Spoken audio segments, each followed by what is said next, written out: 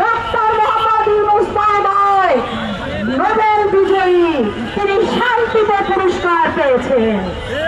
আজ এই তপ্ত রাজপথে দাঁড়িয়ে আজ নারী সহকর্মীদের সংসার বাচ্চা ফেলে আজ পেটের ক্ষুধায় সামাজিক নিরাপত্তা, আর্থিক নিরাপত্তা এবং সামাজিকভাবে মর্যাদা নিয়ে দাঁড়িয়ে যাওয়ার জন্য আমরা রাজপথে নেমেছি।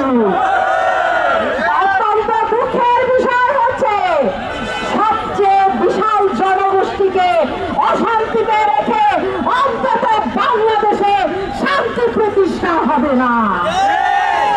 যারা শীতাতাপ নিয়ন্ত্রিত রুমে ঘুমান তারা বাংলাদেশের এই ক্ষুধার্ত অনাজানিশীল জনগোষ্ঠীর দুঃখ আপনারা বুঝবেন না।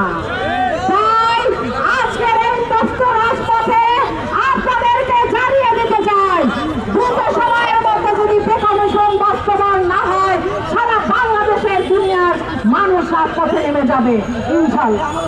ধন্যবাদ। আমাদের রিপোর্টারকে এই পর্যায়ে বক্তব্য রাখার জন্য অনুরোধ জানাচ্ছি। সারা বাংলাদেশ থেকে এবং ঢাকার প্রত্যন্ত অঞ্চল থেকে প্রতিটি অফিস থেকে সকল কর্মচারীরা এক অভিন্নভাবে বাংলাদেশ সরকারি কর্মচারী কল্যাণ ফেডারেশনের দাবির সাথে ঐক্যবদ্ধ হয়েছেন। সংগ্রামী সাথী বন্ধুগণ, আমরা এখানে কাঁদতে আসিনি, এসেছি ন্যায্য হিসাবে।